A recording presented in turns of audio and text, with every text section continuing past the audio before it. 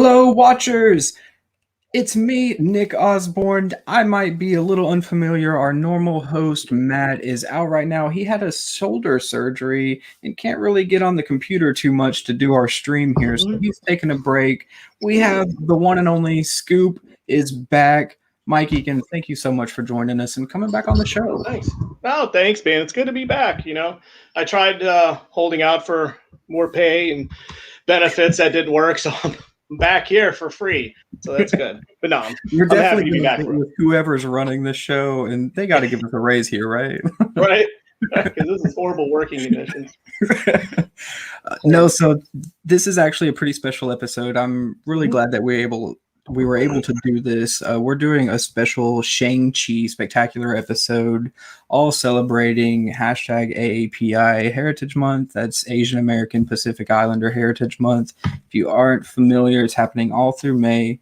A lot of celebratory announcements, a lot of people, a lot of discussions because, it's pretty political time. There's a lot of Stop Asian Hate movement happening right now because things have been not trending in the right direction. So what we want to do is shine some light on some of the better things, some of the better characters, some of the things we love in storytelling that also celebrates Asian American Pacific Islanders Heritage Month and kind of show some love to that. And what a time to do it because we have Shang-Chi happening at the Marvel Cinematic Universe. We just saw the new trailer drop. We've got posters.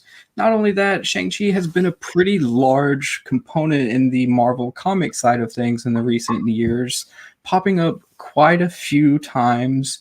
It has even got his own series. There was a 5-issue mini last year and a brand new #1 that kind of ties into that, and we're going to be diving into that. But just on the general importance of kind of why we're here,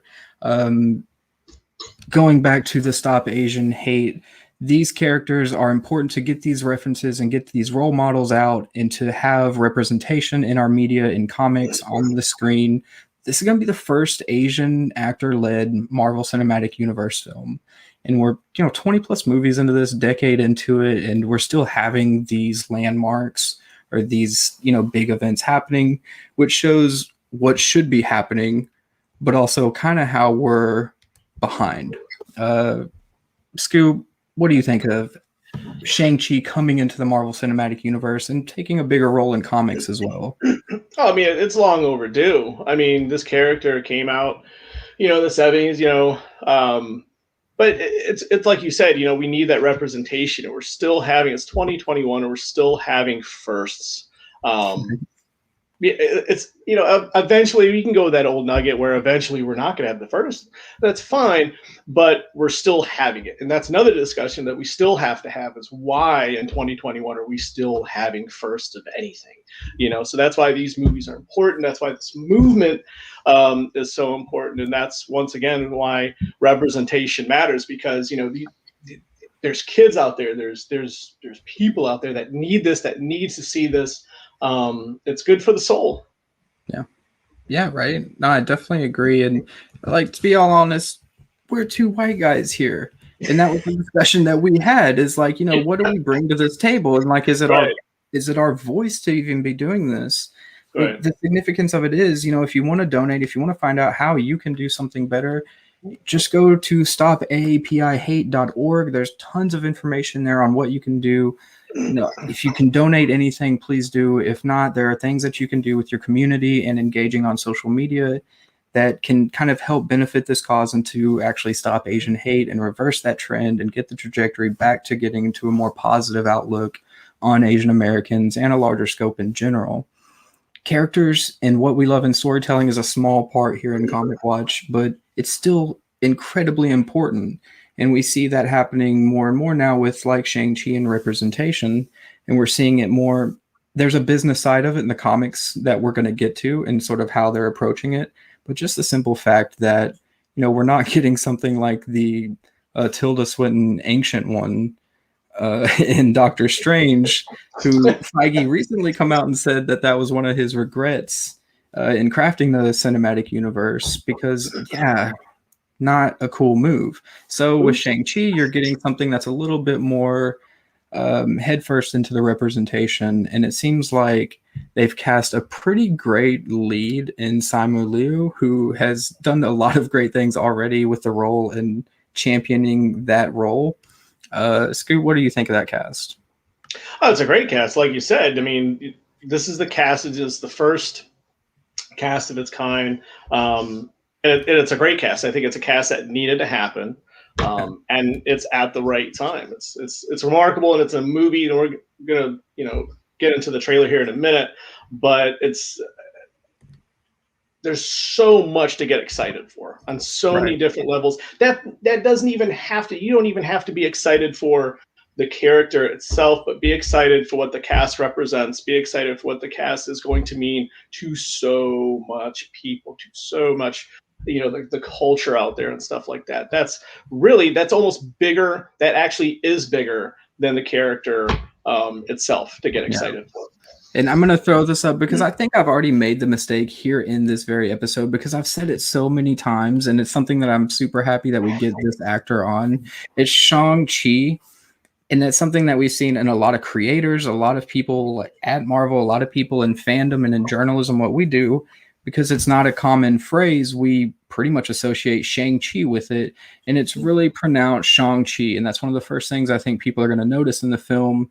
And it's going to be something that plays a larger role in this character and identifying, how to say these words even.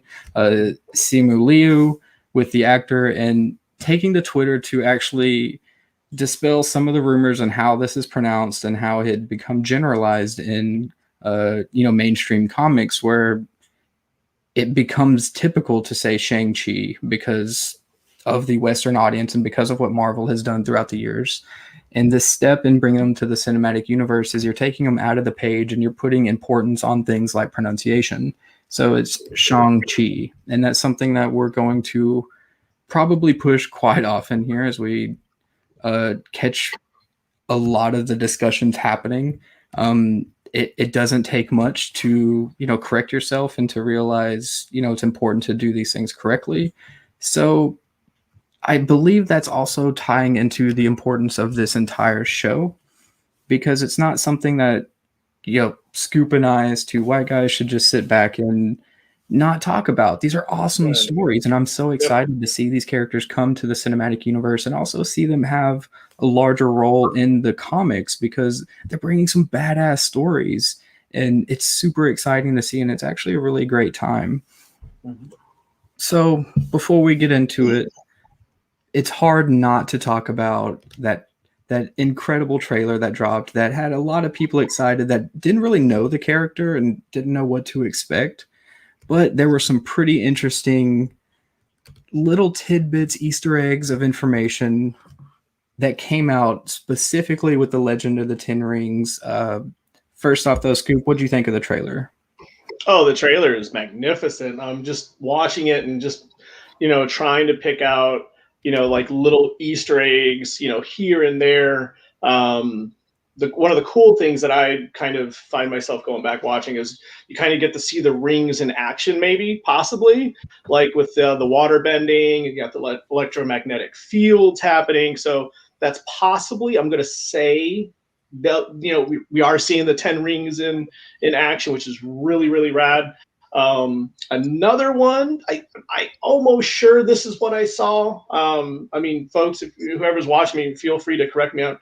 But the Madripoor seal and that bare knuckle, blood sport ring scene type deal that Shang-Chi was in. If you look over his right shoulder, you could almost make out the crescent moon and the star, the Madripoor seal, which obviously going back to Power Broker and all that good stuff, Falcon and Winter Soldier. Will that play? I don't know. But obviously, you start bringing in Shang-Chi, you start bringing in Cap, you start kind of crossing over these, all these characters and, kind of bringing them together. Another question that I have is about Foom. Can you? I said this earlier in chat. You can't have a Shang-Chi story without Foom. and obviously they're not going to play that hand probably in a trailer or something like that. Honestly, I think if we do see him, it's probably going to be like how they introduced Thanos and Nick Fury. It's going to be a cutscene at the end, when people are leaving the theaters, or if they're leaving their couch, if it's we're still streaming and we're not really into going to theaters right now still. But I mean, there's just so much to unpack in that, and just with Shung's father, and I feel so bad because his name is escaping me right now. Like, Zhang Zhu, I thank believe. you. I believe so. You see his history. We see him, fighting through the centuries. You get to see the Foo Dogs in action, which is really, really rad. And like I said, he's already wearing the rings. He already has the rings. There's a badass scene where he's sitting kind of perfectly, with his head or fitting in the rings, and you're just like, how can you not get excited for this movie? Even if you don't know Shang-Chi, and this was just, a normal person, non-comic person. I feel so elitist, non-comic people. That sounded so bad. If you're not into comics, thank you, right? The non-comic folk. No, but even if you're just into like action movies and stuff, just to see this trailer without picking out all the nerdy Easter eggs and stuff like that, I think there's enough there to get just the average action loving moviegoer hyped for this for sure. Yeah, definitely. I agree with that for sure. And we're still sliding back into the routine of things, from me probably saying Shang-Chi to a little bit of gatekeeping. We're going to get this right. We could do this, but please send all hate mail courtesy of Cody White. That's comicbox.com. This is what happens when Matt's not here to host. We're all throwing off our game. We don't know what we're doing here. We're just shooting from the hip. No, really, the Shang-Chi trailer was just insane to me, because, this is the next step of the cinematic universe. These are the characters who we're going to be falling in love with. This is the Iron Man, the Captain America, the early stages of when we figured out that we were going to love what Marvel was doing with their cinematic universe. It's just taking it to the next step. Right. And I believe Shang-Chi is an amazing addition to that universe. And it looks like that they're going to do some really cool things. I mean, it seems like this is an origin story for all intents and purposes, where we're going to get some of the story with his father. And also, what is Shang-Chi's entire deal? I think that's what a lot of people are going to come into this asking, because not many people really know this character as a mainstream character. With Captain America, we know Frozen in Ice, Welcome to Being Out of Time. We've got this, but not many people know the Five Weapons Society. Not many people really know where Shang-Chi comes from, and sort of that lineage and the power that this character holds in the Marvel universe in general. So I think that is ultimately the weight of this movie, right? Mm-hmm. Like, that's what you have to do. You have to establish this character and make them a mainstay in pop culture. And they're ushering in this character in, and it's so important that they're doing it, and we know Marvel can do it successfully. So it's just an exciting time, really, to be a fan. Really is. It really, really is. And like I said, this I mean, how they set this up going forward really could open it up for just massive amounts of great crossover stories. Yeah. Oh, yeah, definitely. And not unlike what they did in Doctor Strange, and kind of, telling all about who this character is. Right. Yeah, there are some slip-ups there, but I believe they've learned quite a bit from that movie. And I think a lot of it's going to apply pretty well. The action scenes are great. The martial arts are going to be outstanding. To me, what I'm interested in is, how are we going to care about this character and that struggle? And what are they going to bring to the greater cinematic universe? Because that's what we're all looking for. Right, and right. The potential there is huge, right? Like, I mean, there's so much potential there for some cool shit. Oh, absolutely. And then got the story of the narrator. Obviously, it would be his father at this point, where he says, I gave you 10 years to live your life. So it's like, okay, so Shung's kind of, did he run away? Then towards the end, is he getting captured? Where's this fortress at? So, I mean, there's just that story alone, like his plight, his drive, where he's where he's from, where he's going, just that aspect of it alone is interesting enough to, buy a ticket. Definitely, definitely. And I think that's a good enough transition to kind of talk about a lot of the comics that are happening here as well, because ultimately it's going to be the story. We know there's going to be cool martial arts. Design looks awesome. The cinematography looks great. Marvel script work is probably tight. So it's going to be a good film, but what is it bringing to the cinematic universe? And we can look to the comics to see what this character brings, to the greater Marvel universe. And with what they're doing right now in the new series that is coming up, happening right now, first issue just dropped. It's from Gene Luen Yang, D.K. Ruan, Triona Farrell, and Travis Lanham. It's a series that is an interesting choice for Marvel. We're going to get into some of the publishing decisions that they make and how they're introducing this character and bringing them to the forefront, because we just had a Shang-Chi #1 not too long ago, last year. Gene Luen Yang, D.K. Ruan, things are looking familiar here. What's happening here, it's like, if you're looking for a new #1, Marvel's like, we've got you. We've got the movie coming up. We love all of this. And we have a new Shang-Chi #1 here.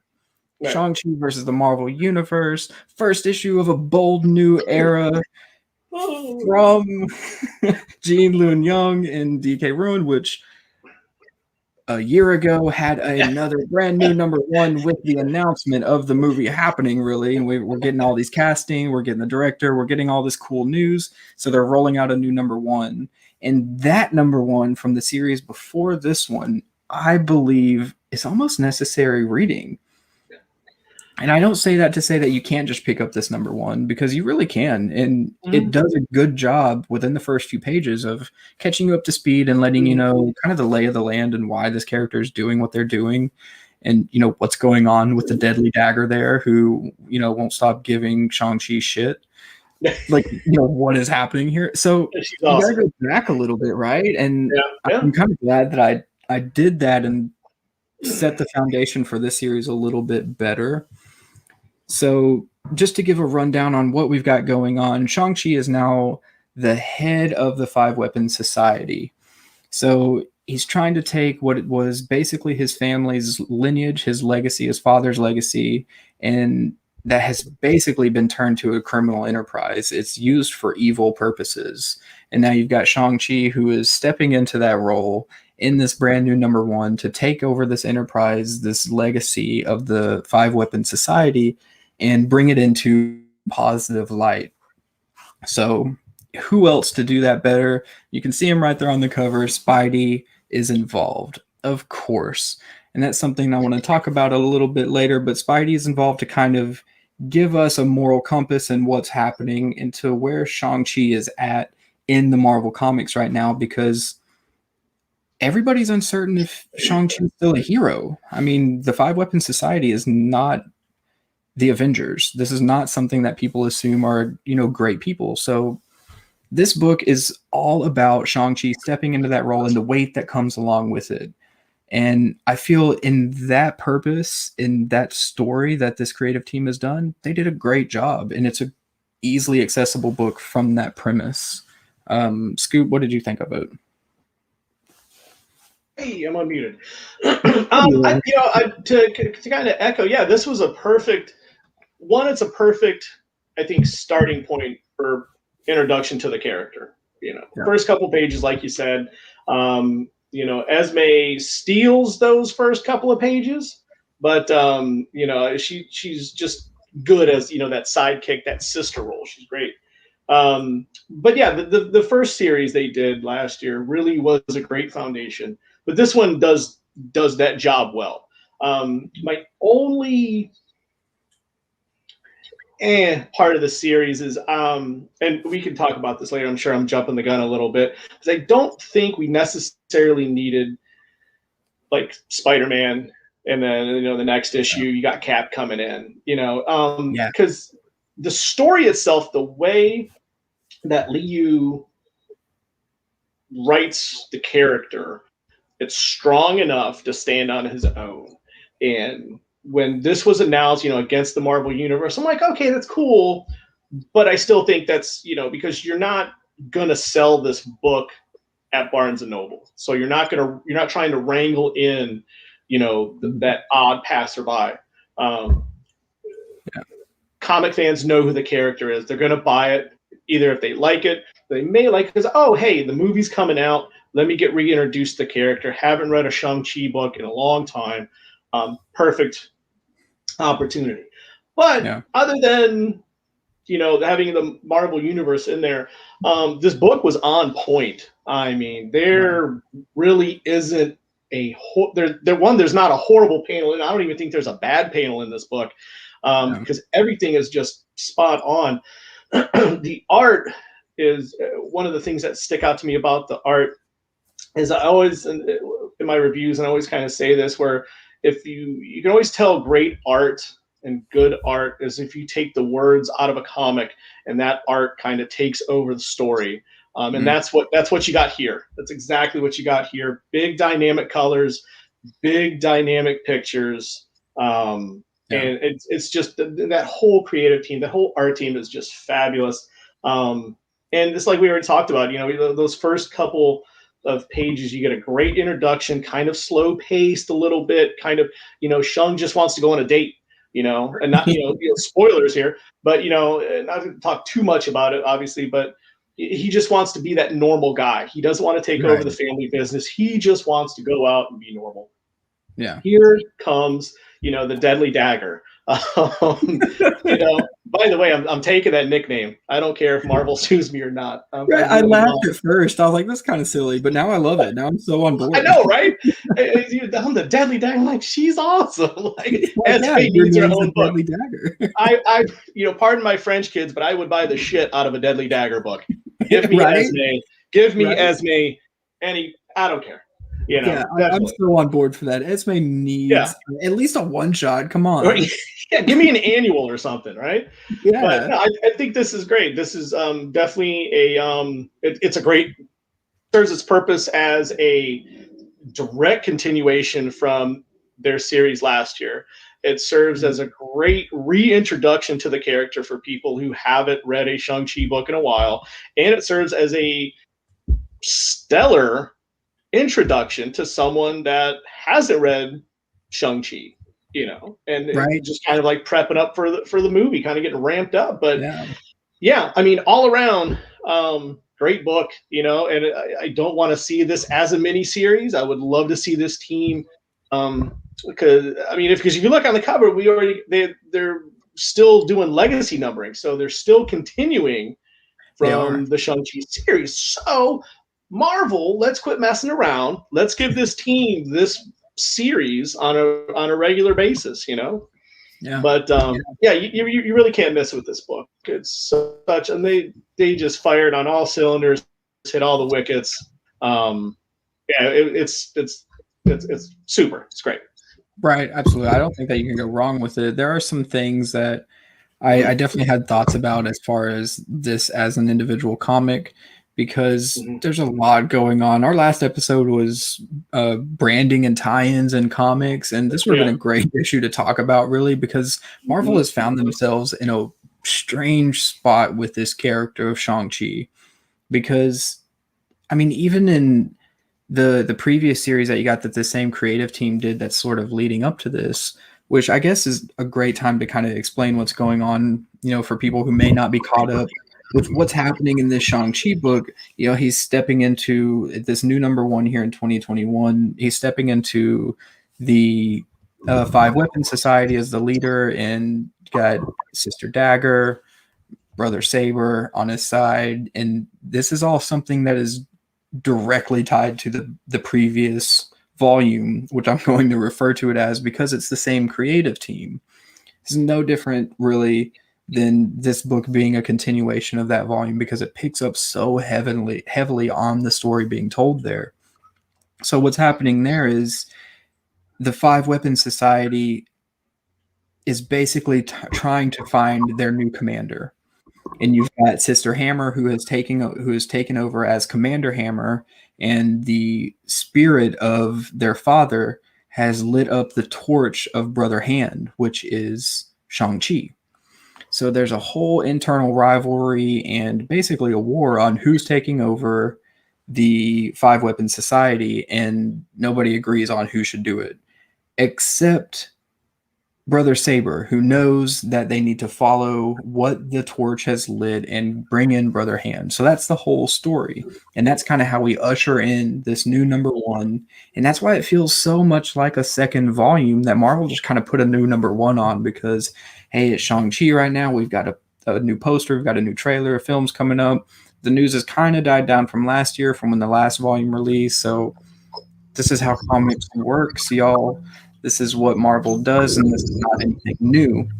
I don't think it takes anything away from the story, because, you know, people like us, we've read the first volume, or we read what the creative team did first, and then we moved into this one, so we understand what it's doing. But somebody who is like, Shang-Chi, what is that? Probably walking up asking for Shang-Chi to the LCS, not knowing, you know, much about this character. Right.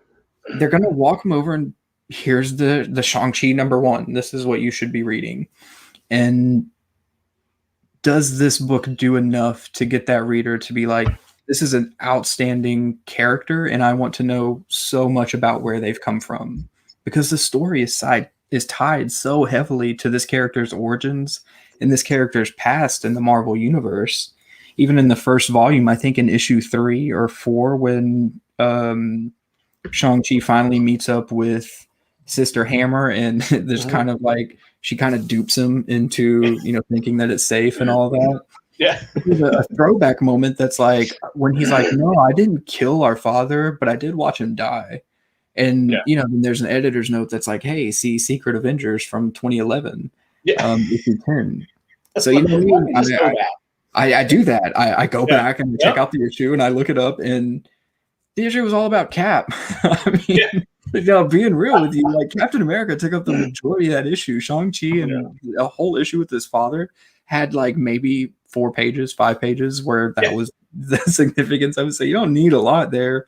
But that issue is part of a 5-part series that was happening in that Secret Avengers run, which is built on the conflict of this family's legacy that has, you know, kind of snowballed throughout the years.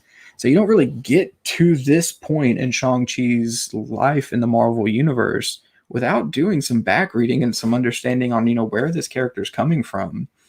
And I feel like for the timing right now, that's awesome for Marvel fans, for longtime readers who, you know, have loved Shang-Chi and who are, you know, waiting on this legacy to finally come to the cinematic universe.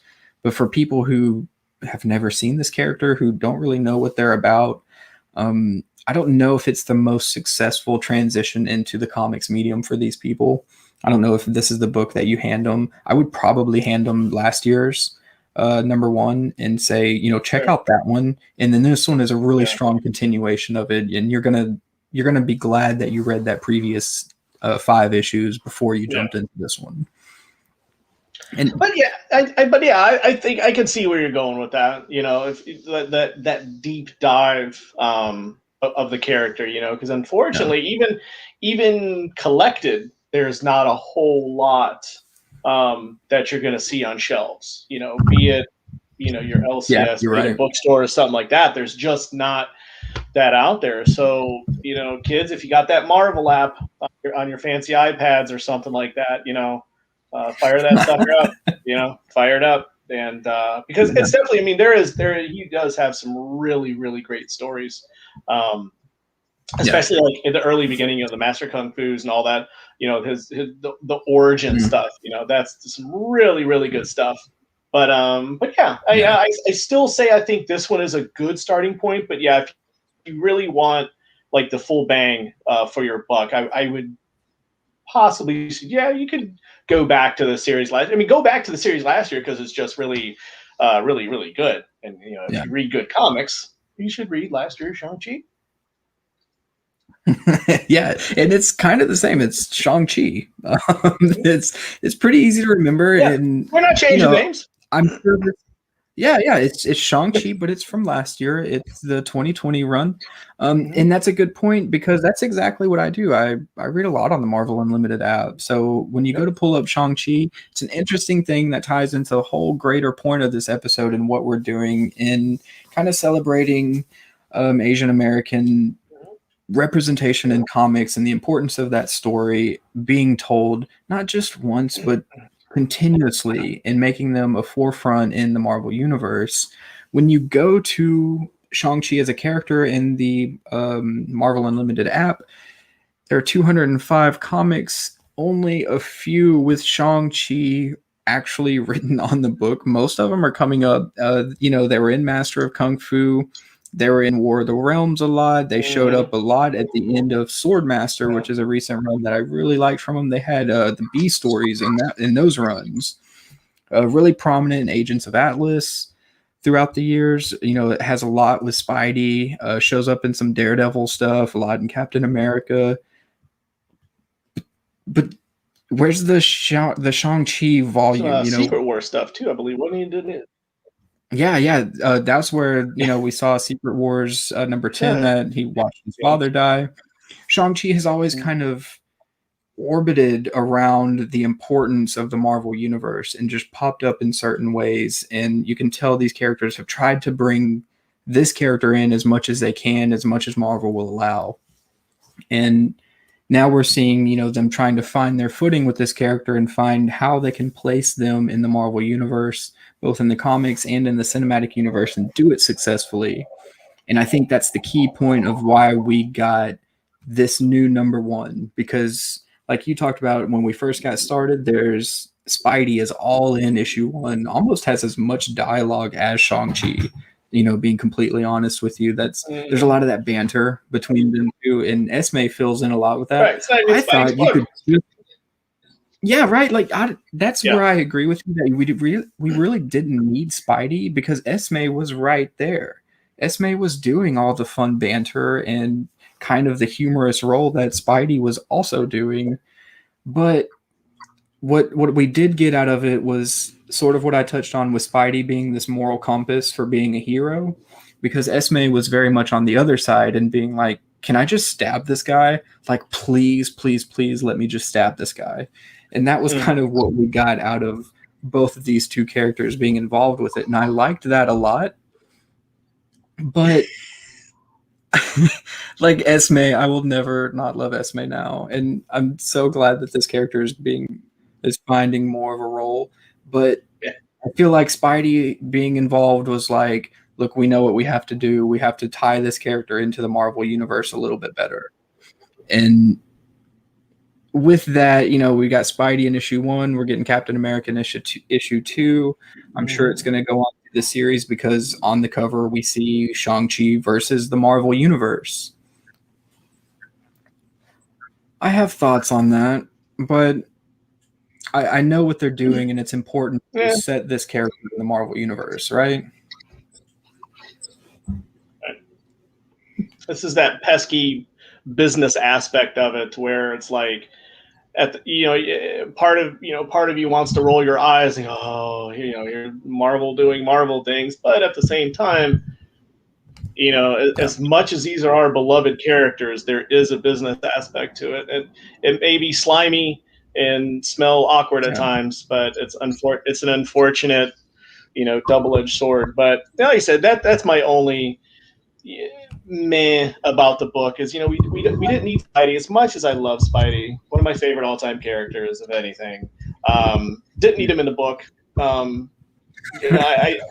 You just didn't need him. Like you said, Esme took care of that secondary dialogue, the wisecracking, kind of to even the keel out, because Shang-Chi has always really been that kind of lovable but no nonsense type of character. Like he has no problem with being level-headed, at the same time ripping your arm off, taking the knife, and then stabbing you with it. Right? And that's great. Yeah, that's great. But yeah, like I said, I really think I know what you're tapping into with it being the business decision, because this is not the first time we've seen this from Marvel either. There was the Miss Marvel team up series that had Kamala kind of, first with, I think it was Spider-Man and then Carol. We did this with Ironheart, where Ironheart was like kind of tag teaming with a lot of these maybe A or B listers who are a little bit more popular. And they've done this a lot with characters who are finding their way back into relevance for the bigger side in the cinematic universe. And they start doing these types of stories that have them interacting with the Marvel universe a little more and building that chemistry and that dynamic that, fans want to see, but doing it in a way that you kind of know is being spurred on by something larger, because there's a pattern that you can see with this and what they're doing. So let's get Shang-Chi interacting with Spidey. Let's get Shang-Chi interacting with Captain America. And we can do that issue by issue. And I appreciate what they're doing. I appreciate, the familiarity that it's going to bring, and seeing Shang-Chi, Spidey, Captain America, all these characters that you love together. And that's important for what we're doing here and doing representation and bringing the importance of this character to the forefront. But if we're looking at just the story here in issue number 1, I think Esme has it. I think, what Esme brings to this particular story is what Spidey's doing. And you have Shang-Chi for the hero role, for that moral compass. And it would just place more emphasis on what Shang-Chi.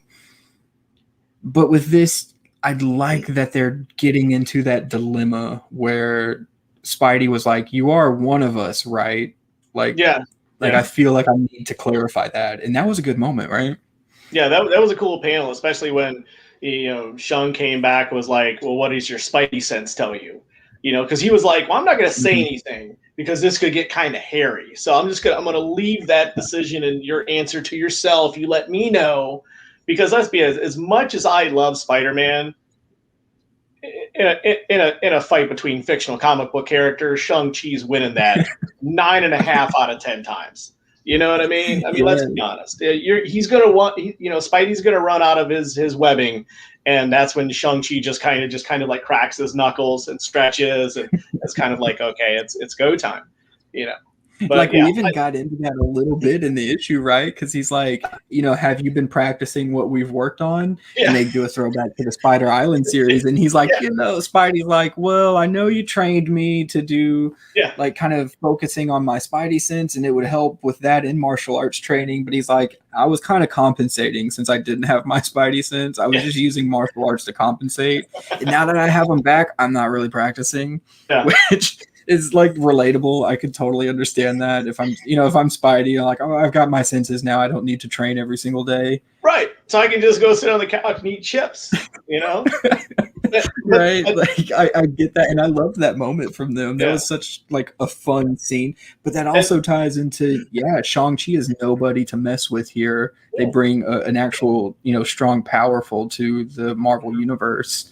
And we may not have gotten to actually see that really heavily in this first issue, but that is something that I thought Spidey did well in bringing in, because Spidey looks up to Shang-Chi. And not just because Shang-Chi's a hero, but because Shang-Chi's a good fighter and can train Spidey. Yeah, and I really love... I'm sorry, go ahead. No, go ahead. Yeah, I was saying that's why I love how Simu... really worked on Shung's power and his abilities. Shung was already the strong character, and they, like I said, they just continued it, and they just built on it and built on this really strong, no nonsense character that can just really mop up the floor with a lot of people. I think maybe you mean Jean Lun Yang, who was the writer of this. Simu Liu is the actor for the We were going over these names and making sure we're pronouncing everything right. We're trying our best here. That's one. But that's my first mess up, and we're 40 minutes in. That's really good odds. So it's way better than me. Way better than me. I'm just here for color commentary and really bad jokes. Right? No, I really agree, though, because that's something that when I'm jumping into, being totally honest here, which is probably not to a surprise, but I've read more Iron Fist than I have Shang-Chi. and Netflix had a debacle with Iron Fist, and that character has lost a lot of relevance. Being completely honest with you, that's just what it is. And now that we have Shang-Chi, I'm jumping into it, and one of the first things I'm looking for is what's this character's power? What is this character bringing that where's the Iron Fist at? What does this character bring to the table? And ultimately, it's not really about that. And I ended up really loving that about this character, and it's got me interested not just to read more of their comics, but also see what Marvel is going to do with them in the cinematic universe that's so grand and that requires so much of their characters. Because, somebody without powers is sort of in a strange position here. And that's not really where we have with Shang-Chi because here we go, doing it again. Shang-Chi has not just some person off the street.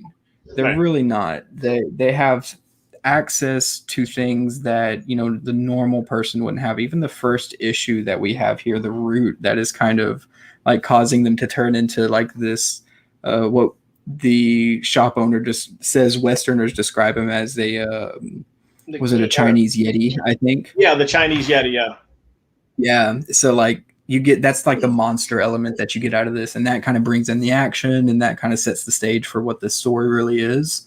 And I love that. I love that fantastical element that this character can bring to it. Maybe a little darker side of things, because I mean, let's face it, their story is pretty dark. It's all childhood trauma. It's all abuse.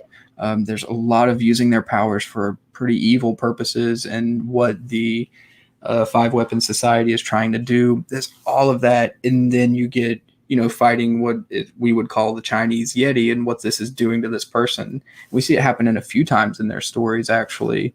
The volume before this, they were dealing with what they called Chinese vampiric zombies. And I read that and I was like, oh shit, how perfect is that it's me and Scoop doing this, because like we should be doing the episode with vampire zombies on it, right?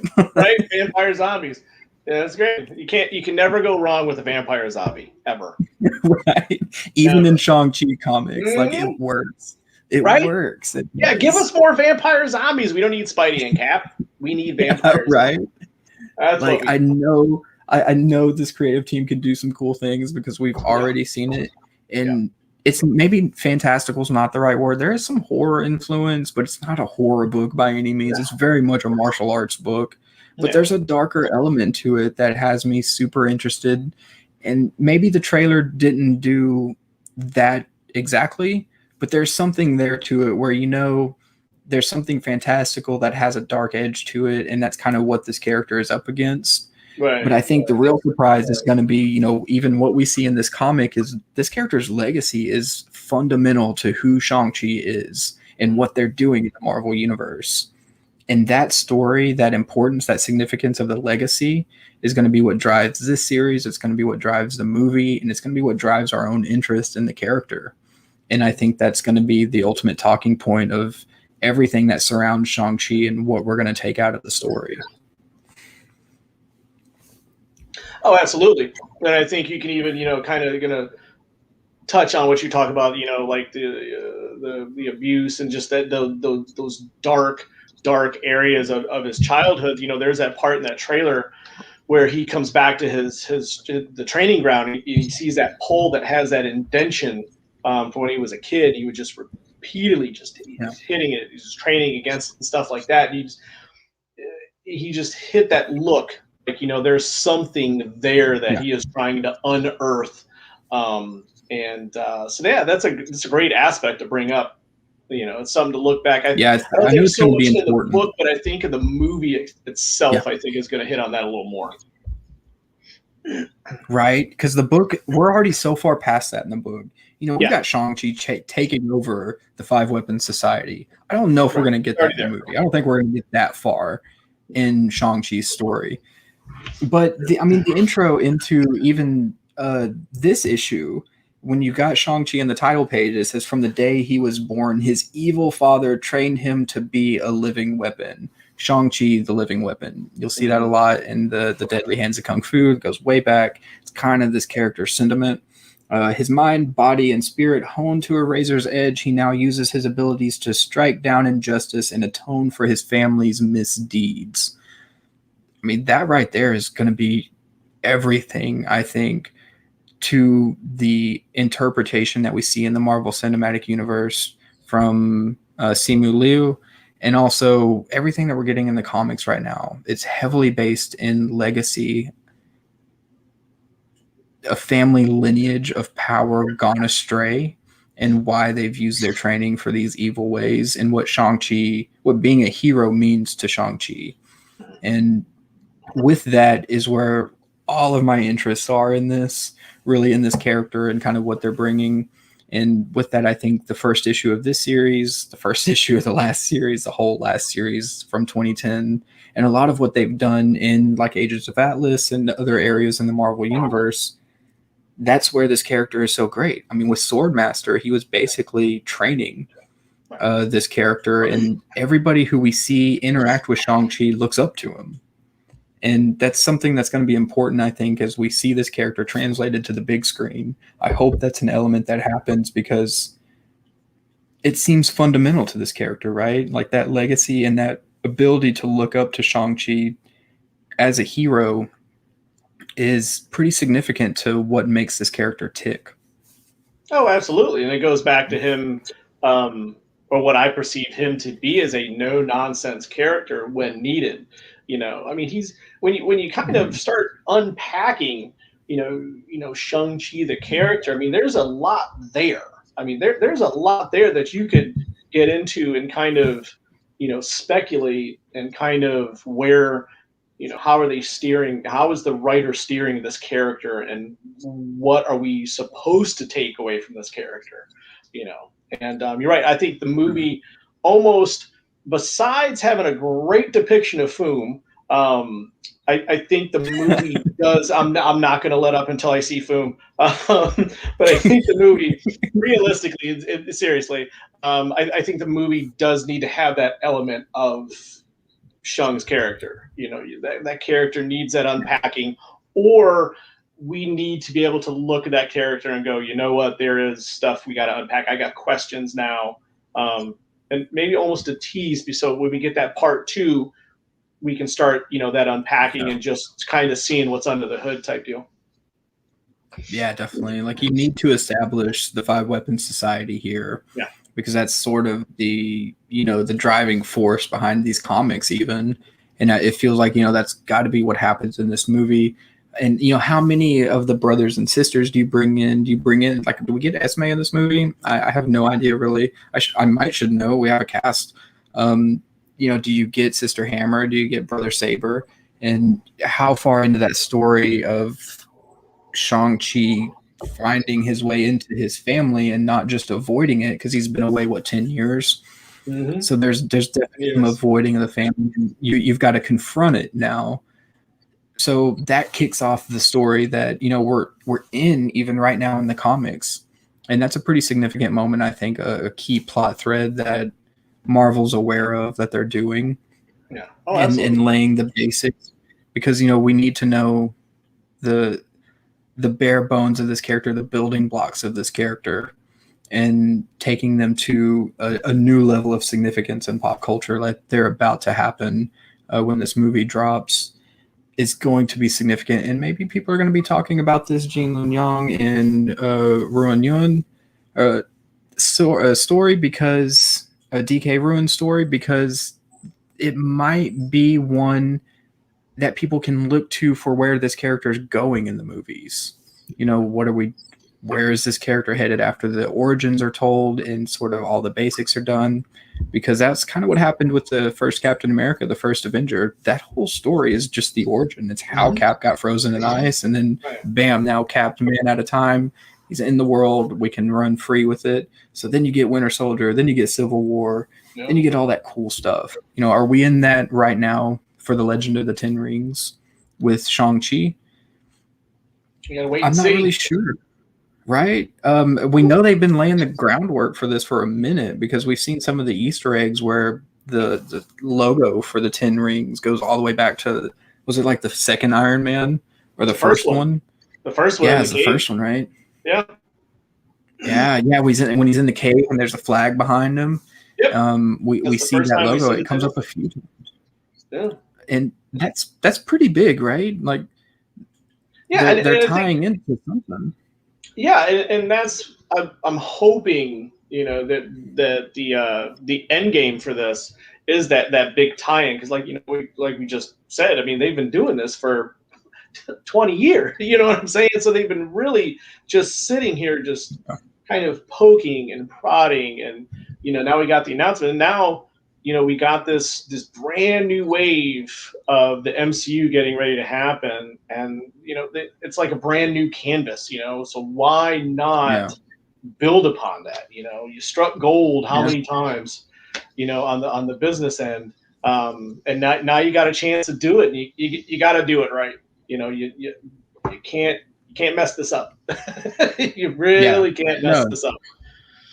it's so true. It really is. And I know we're closing in on our hour here, so it's kind of a great point to bring our discussion on these to a close, because it is important to bring these characters to the forefront. I love that Marvel, even though they're doing their own typical thing with their publishing side and constantly re-releasing new number ones and rebranding it and doing all they can, they kept the same creative team. They kept the story going for fans who are following it. And that's a pretty big thing, because I'm coming from a Ghost Rider fan who has gotten shafted pretty hard from Marvel pretty recently. So I love what they're doing with Shang-Chi, because you know what? At least they're keeping the story going, and that's a big deal, because the character's about to become a lot more important and become on a lot more people's minds for what they're looking for from the Marvel Universe. So I believe the actor that they've cast, Simu Liu, is carrying that torch and kind of understands the weight of it. And I don't want to end this show without sharing something that is horrible, but important to Are you going to talk show the about. tweet? That tweet that we talked about earlier? You know what it is. Cool. So again, before we dive into this, bad. Stop Asian Hate. If you want to know what you can do, how to donate, what else you can do, how to participate and engage with your community a little bit more to stop Asian hate, go to stopaapihate.org, and they have all the information you need, where to donate, what you can do to do something to help stop Asian hate. Because these are some of the effects that we're seeing, and this is tying directly into the importance of why we need stories like Shang-Chi, actors like Simu Liu, creators like Jin Loon Young and DK Ruan. This is why. This is Simu Liu's Twitter. Are you effing kidding me, though? Sorry for the language up there for any of the people watching. Name a prominent Asian American that comes to mind. 42% said, I don't know. 11% said Jackie Chan, who is a Chinese citizen, not Asian American, and Bruce Lee at 9%, who became a U.S. citizen at age 18, I believe. Mm-hmm. Oh, we have a long ways to go, y'all. I mean, even from me saying Shang-Chi, good God, we have a long ways to go, y'all. Like, this is not something that needs to be glossed over. It's why we're doing the episode. It's why it's important to talk about it, because hello, Simu Liu is a prominent Asian American. We have one as our VP in Kamala Harris. The Rock exists, y'all. Like we talked about before the show, the big moment for me, I'm a Walking Dead fan. You know how many people have told me they stopped watching when Glenn died? Glenn dying is the thing in The Walking Dead. Steven, you're not up there when 15 million people watched that, and like half of them dipped after watching that and never came back to The Walking Dead. So it was important. This is still where we're at, and I think that it's of course a tragedy, but it's also something that we can change the trajectory of with important stories like Shang-Chi, and educating people and getting people to understand the importance of this representation and understand the importance of being able to answer simple questions like that make up the fundamental best parts of what this country is and what we can do as a people. So, Marvel, for all their problems, they're doing Shang-Chi. We're a decade into this, 20 movies plus, but we're getting our first Asian Asian actor-led film, and hopefully the next time this survey makes the rounds, it won't be so devastatingly bad. Oh God, it's okay. Oh, it's so bad. It's just so bad. I mean, imagine like you're casting Shang-Chi, you're bringing this character to the biggest cinematic universe out there. You know, millions of, and this is what you're seeing circulate. That's a, the deck's not stacked in your favor. And No. I'm just excited to see all these people who are going to be coming into the theater and really blown away by what this movie is, because it looks outstanding.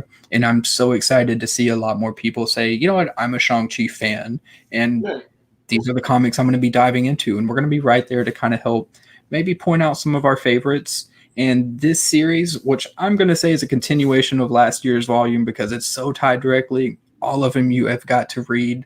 It's awesome to read these comics and kind of get a better insight into what makes Shang-Chi tick, who his family is, why Esme is kind of rude to him, and why they're so important in the Marvel universe. Yeah.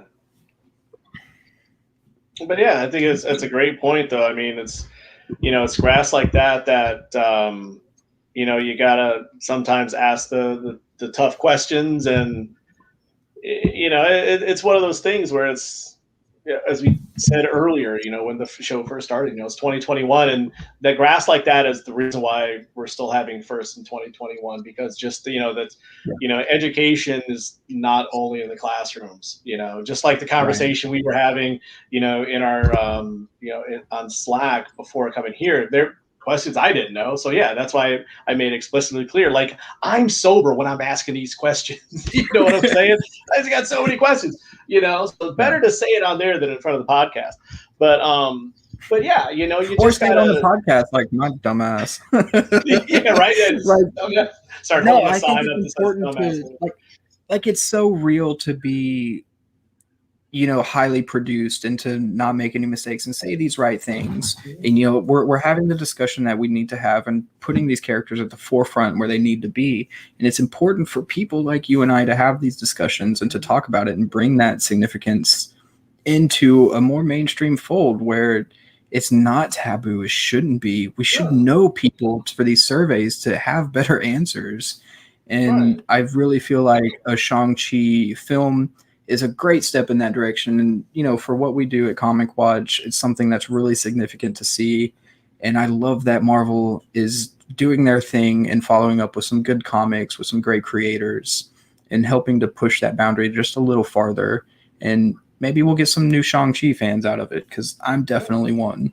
Oh, absolutely. And on that caveat where, if talk about the proper pronunciation of names, because that matters. That matters. Yeah. I know. Yeah. I grew up with folks mispronouncing my last name, and by now, I'm like, say it however you want. I don't have the energy anymore, type deal. But in cultures, proper pronunciation is important, and it should be. It absolutely should be. So if you get corrected, pardon my French, don't be an ass. If someone tells you the proper pronunciation of a name and how to say it that way. And if you mess up, oh, excuse me, oh, how do you say it again? This and that. And that's how this is gonna, that's how we, get by this. We get along better, and we educate each other. And that's a huge, huge step, is just not being an ass to each other. Right. It's so simple to like, oh, I messed that up. This is how I actually say it. And that's important to do. And there's the reason Simu Liu posts tweets like that and explaining, because people are saying it incorrectly, and you don't need to do that. There's a correct way to say it. It's important. So I love that. And I love that we're actually getting to have these discussions. It's what important movies like this do. It makes people talk. And Simu Liu is out there on Twitter kind of leading that discussion. I've already learned a ton just from going through their social media, and I love that from, people taking on these characters and taking on the role of a superhero in the Marvel universe. I love that they can kind of stand up to that role model in society and do some good things and educate even people like you and I. Absolutely. Absolutely. So with that, we're going to bring this episode to a close. We have already talked about an hour for Shang-Chi. I could probably do it some more. I would like to follow up on this character because it turned out to be a lot of fun. Yeah. Oh, well, we should do this again in 4 more issues. Do like a little wrap-up show. Like if this turns out to be another mini-series like the other one, maybe we can follow up after that one. Or we can definitely come up with the movie when it drops. No, absolutely. Absolutely. So looking forward to it. Scoop, thanks for joining on and watching me stumble my way through hosting this episode. I enjoyed it. Thanks for having me again. We'll have to do this again next Thursday. Yes, so glad to have you back. Super good to have you back at the seat. We've got our third member back and very glad. I know we have an episode next week. I'm not 100% sure who's on deck, but I believe we have an interview. It might be David Pepos, who is from Scouts Honor. Is that the following week? That's the following. Bob Quinn's next week. Oh, we have Bob Quinn next week. Huge announcement there that we're kind of like watching me stumble my way through again because I am not the typical host, but we do have Bob Q, who looks like they're on deck to come on the show. Thank you for doing it. Sorry, I won't be the host, but Bob Q's an artist on Way of X, had a lot of work with Red Sonja and has been around quite a bit in the industry, doing some really awesome stuff. I'm glad to see them part of the X team. But we also do have Pepos coming back on to talk about some of their work with Scouts Honor and great the OZ. series. Yeah, cool stuff from that. So we do have a lot of cool things in the works. We have a certain Ahoy Comics writer who we're trying to reach out to, and some other cool guests that we're bringing on. The Mutant Watch show has a full lineup for next month in Pride, so you're definitely going to want to stay tuned to that. And if you want to watch me not stumble my way through hosting, but actually talk with Ken on the Valiant Watch episode, we're going to be talking about Savage number 1 through 4 tomorrow night sometime whenever Ken is available, probably around 8 p.m. Eastern, which is about when we typically keep things off. Oh, yeah. So good and so much to talk about there. But thank you for joining us. Thanks for sitting through this episode. Listen to us kind of talk about some of our feelings and also why it's important to bring Asian American and Pacific Islander representation to the forefront of pop culture, get these stories out there, have them being told, and to help stop Asian hate. Please go donate. Find out what you can do to engage with your community a little bit more. Go to stopaapihate.org. And also support your local comic shop. Don't be a jerk to each other. Be nice to each other.